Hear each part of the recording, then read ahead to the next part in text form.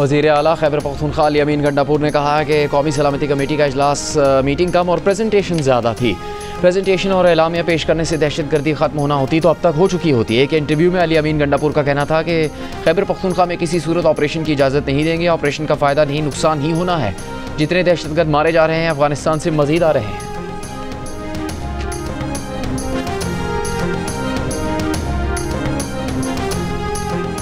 वज़ीर आज़म शहबाज शरीफ वफ़द के हमरा सऊदी अरब पहुँच गए। जद्दा के गवर्नर ने इस्तकबाल किया। वज़ीर आज़म शहबाज शरीफ सऊदी वलीअहद शहज़ादा मोहम्मद बिन सलमान से मुलाकात करेंगे। पाकिस्तान में सऊदी सरमाकारी के फ़रोग़ समेत दीगर उमूर पर गुफ्तगू होगी। वज़ीर आज़म उम्रा अदा करेंगे। रोज़ा रसूल पर हाज़िरी भी देंगे।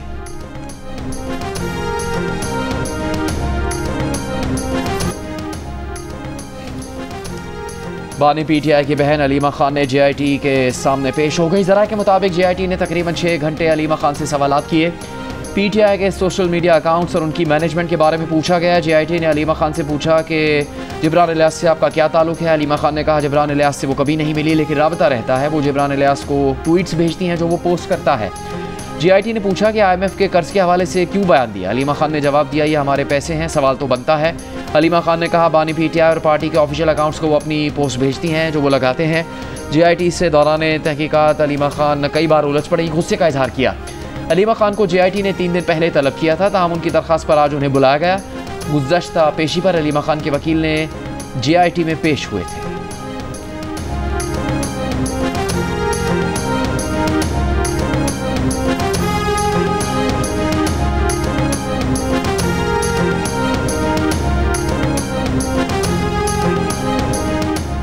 चेयरमैन PTI बैरिस्टर गौहर का कहना है कि सोशल मीडिया से मुतालिक JIT के मामलात बानी PTI के सामने रखेंगे। दहशतगर्दी के खिलाफ सबको एक होकर सोचना चाहिए। 24 और 26 नवंबर को एहतजाज केस में अपोजिशन लीडर उमर अयूब की अदम हाजिरी पर जमानत खारिज।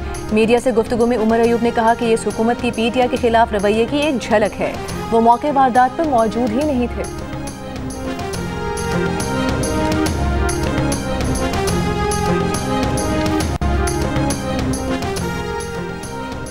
PTI ने फॉरेन अफेयर्स और इंटरनेशनल रिलेशंस कमेटी ख़त्म कर दी। PTI की तरफ से जारी किए गए नोटिफिकेशन के मुताबिक कमेटी में सैयद जुल्फ़िकार बुखारी, सज्जाद बरकी, शहबाज गिल और आतिफ खान शामिल थे। 5 साल में इस्लामाबाद में एहतजाज से निमटने के लिए सरकार को 1 अरब 35 करोड़ 58 लाख रुपए से ज़ायद खर्च करना पड़े। विफाकी वज़ीर दाखिला मोहसिन नकवी ने तहरीरी जवाबात में अखराजात की तफसीलात ऐवान में पेश कर दी। दस्तावेज़ात के मुताबिक साल 2019-20 में इस्लामाबाद में एहतजाज से निमटने पर 15 करोड़ 77 लाख, साल 2020-21 में 9 करोड़ 61 लाख से ज़ायद रकम खर्च हुई। साल 2021-22 में 27 करोड़ 79 लाख 48 हज़ार, साल 2022-23 में 72 करोड़ 40 लाख 31 हज़ार, जबकि साल 2023-24 में 10 करोड़ रुपए खर्च हुए।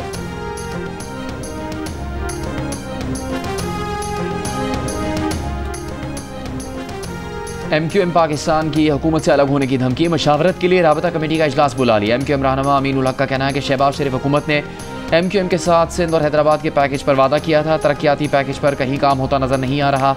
1.5 साल से हुकूमत ने MQM से किया एक भी वादा पूरा नहीं किया।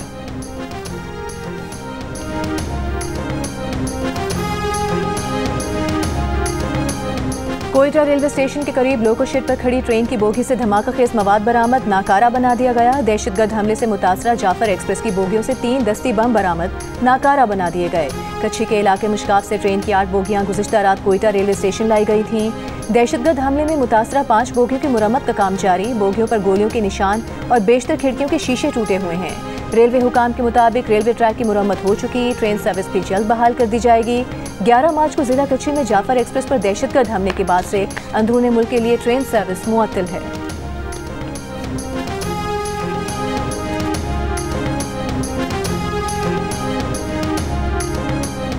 पब्लिक अकाउंट्स कमेटी का चेयरमैन जुनैद अकबर की ज़ेर सदारत इजलास। नेपरा परफॉर्मेंस ऑडिट के मसले पर तबादला ख्याल। चेयरमैन कमेटी जुनैद अकबर ने बताया कि नेपरा परफॉर्मेंस ऑडिट के लिए तैयार नहीं है। नेपरा का मौक़िफ़ है ऐसा करने से अथॉरिटी की फैसला करने की सलाहियत मुतासिर होगी। ऑडिटर जनरल अजमल गोंदल ने कहा नेपरा ने ऑडिटर जनरल से ऑडिट करवाने पर इत्तफाक करने के बाद हाई कोर्ट से स्टे ले लिया। जितना नुकसान नेपरा ने मुल्क को पहुँचाया किसी इदारे ने नहीं पहुँचाया।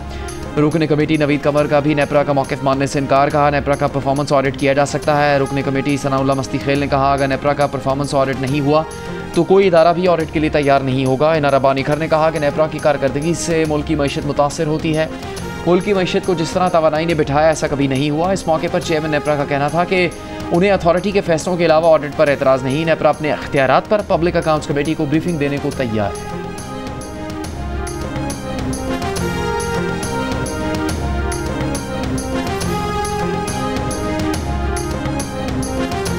ख़वातीन को विरासती हक से महरूम करने वाली रस्म गैर इस्लामी और गैर कानूनी करार। वफाकी शरई अदालत ने चादर और पर्ची रस्म को गैर इस्लामी और गैर कानूनी करार दे दिया। फैसले में कहा गया है कि चादर और पर्ची की रस्म के तहत ख़वातीन को विरासती हक से महरूम किया जाता था।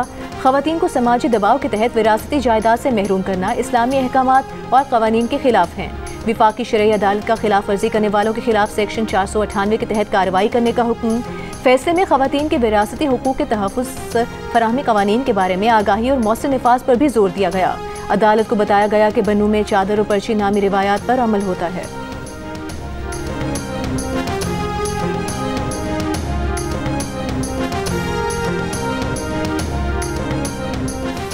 190 मिलियन पाउंड केस में बानी पीटीआई और बुशा बीबी की सज़ा मुअत्तल करने के लिए इस्लामाबाद हाई कोर्ट में दरखास्तें दायर। दरखास्त में कहा गया है कि नैब ने बदनीयती से अपने अख्तियारात का गलत इस्तेमाल किया।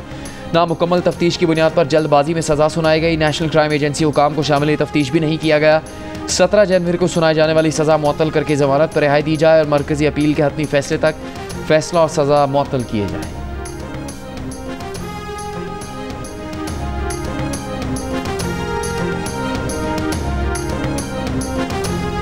अवामी नेशनल पार्टी ने कौमी सलामती कमेटी इजलास में ट्रूथ एंड रिकन्सिलिएशन कमीशन के क़याम का मुतालबा किया है। एक प्रेस रिलीज में ANP ने बताया कि वो किसी नए ऑपरेशन के बजाय नेशनल एक्शन प्लान पर यकीनी अमल दरामद चाहती है।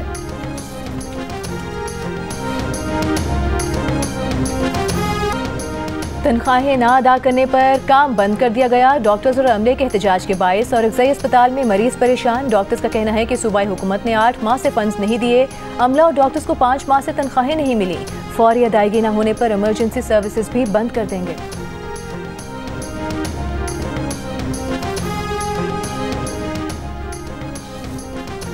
आलमी बैंक ने पाकिस्तान के लिए 10 करोड़ 20 लाख डॉलर्स कर्ज की मंजूरी दे दी। रकम मौसमियाती तब्दीली से मुतासर गरीब काश्तकारों के लिए इस्तेमाल होगी। मौसमियाती तब्दीलियों से मुतासर अफराद की आमदन बढ़ाने के लिए छोटे कर्ज दिए जाएंगे। आलमी बैंक के इलामे के मुताबिक ये रकम आलमी बैंक के 10 साला कंट्री पार्टनरशिप प्रोग्राम का हिस्सा है। वर्ल्ड बैंक कंट्री डायरेक्टर का कहना है कि मंसूबे से 10 लाख खवातीन समेत 18 लाख से ज़्यादा अफराद मुस्तफ़ीद होंगे।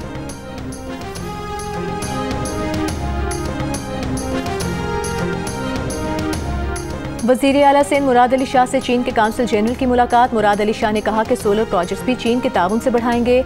मेगा प्रोजेक्ट्स तय करने के लिए चीन के दौरे का मंसूबा बना रहे हैं। वज़ीर आला सिंध से इराक के काउंसिल जनरल की भी मुलाकात। इराक के काउंसिल जनरल ने बताया कि कराची में 20 साल के बाद इराकी काउंसिल खाना दोबारा खोला गया है। कराची में वीज़ा और दीगर सहूलियात दोबारा शुरू कर रहे हैं।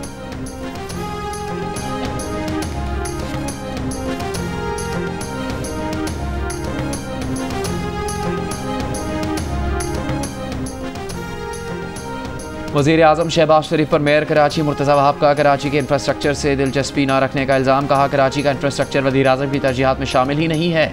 जियो न्यूज़ के प्रोग्राम जियो पाकिस्तान में मुर्तज़ा वहाब ने दावा किया कि कराची के लिए बहुत सा काम किया है। एतराफ़ किया कि बहुत सा काम करना अभी बाकी है। मुर्तज़ा वहाब ने विफाक से कराची की तरक्की के लिए 100 अरब रुपये मांगे। कहा वो 100 अरब रुपये शफाफियत से खर्च करेंगे। जैसे मोहसिन नकवी को पैसे दिए उन्हें भी दिए जाएँ। रेड लाइन बस सर्विस में ताख़ीर पर मेयर ने कहा टेक्निकल इशू है जिसे हल करने की कोशिश की जा रही है।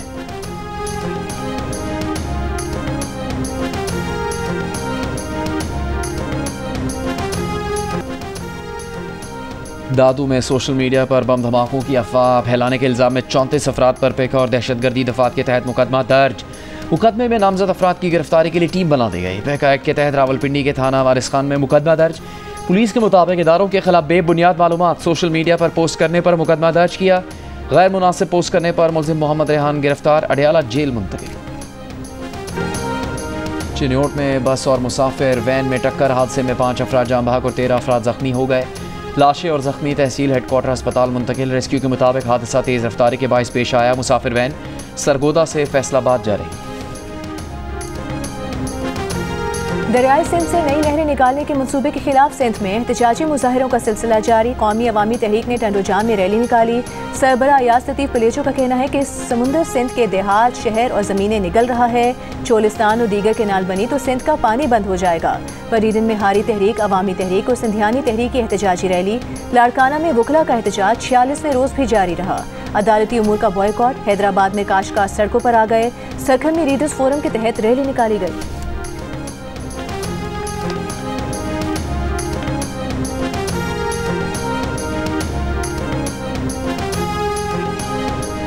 नायब सदर पीपल्स पार्टी सेनेटर शरीर रहमान का कहना है कि माहौलियाती तब्दीली बड़ा मसला है, सबको मिलकर मौसमियाती तब्दीली से निपटना होगा। कराची में तकरीब से खिताब में कहा कि कार्बन के अखराज से निपटने के लिए सख्त इकदाम करने होंगे। पानी के बचाव के लिए भी अवामी आगाही मुहिम की ज़रूरत है।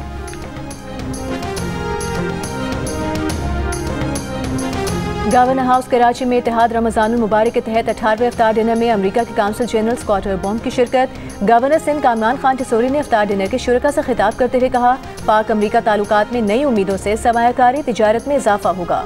दहशत गर्दी आलमी मसला है, इसके खात्मे के लिए दुनिया पाकिस्तान का साथ दे।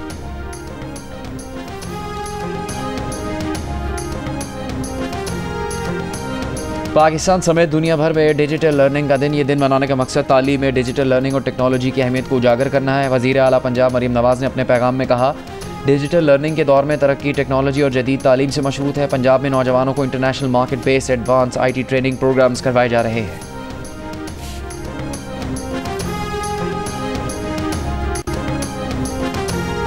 जंगबंदी मुआहिदा यकतरफा खत्म करने के बाद इसराइल की दूसरे रोज़ भी गजा पर बमबारी। 2 रोज़ में 183 बच्चों समेत 440 फ़लस्तीनी शहीद हो गए।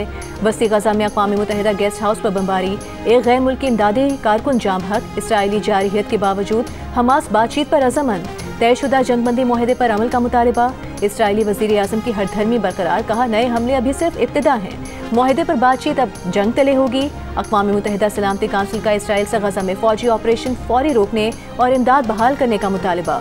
हुसियों की अक्सरियती तंजीम अंसार अल्लाह का इसराइली फ़ज़ाई अड्डे पर हाइपरसोनिक मिसाइल से हमला। इसराइल का मिसाइल मार गिराने का दावा।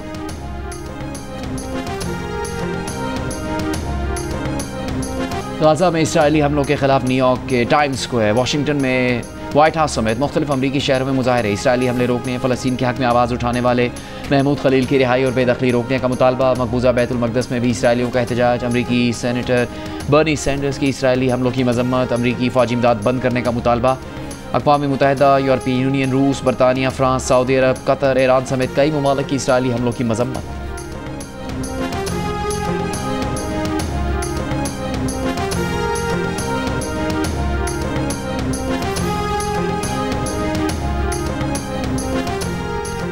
पाकिस्तान की गजा में इसराइली फ़ज़ाई हमलों में 400 फ़लस्तीनियों की हलाकत की मज़म्मत। तर्जुमान दफ्तर ख़ारिजा ने कहा कि इसराइली हमले सीज़ फायर मुआहिदे की खिलाफ वर्जी हैं। आलमी बरादरी गजा और मशरिक़ वस्ता में क़याम अमन के लिए किरदार अदा करे।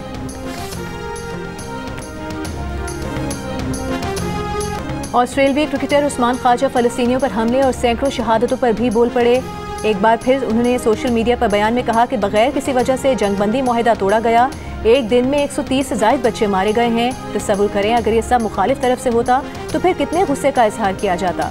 क्या तमाम जिंदगियां बराबर नहीं हैं? ये बच्चे बस तारीख में नंबर्स बनकर रह जाएंगे। इनके भी नाम हैं, माएँ, बाप, बहन और भाई हैं, जैसा कि आपके हैं। हम इस बर्बरियत को मामूली नहीं बना सकते। उस्मान ख्वाजा इससे पहले भी इसराइली जारहियत पर मुख्तलिफ अंदाज में एहतजाज कर चुके हैं।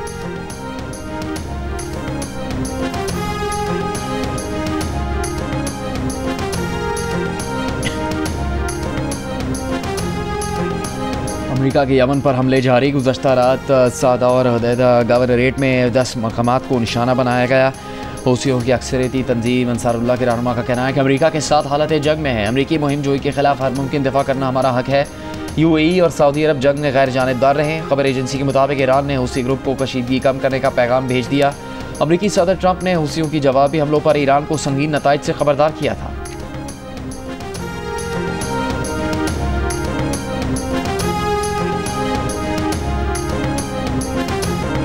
आलमी खलाई स्टेशन में फंसे 2 खलाबाज बाहिफाजत वापस आ गए। फ्लोरिडा के साहिल के करीब लैंडिंग। नासा के 2 और खलाबाज भी उनके साथ वापस आए हैं। सुनीता विलियम्स और बच विल्मोर गुज़िश्ता साल Boeing star line space craft के पहले इंसानी मिशन के तहत खला में गए थे। खलाई जहाज में फनी खराबी के बायस वो स्टेशन पर ही रुकने पर मजबूर हो गए थे।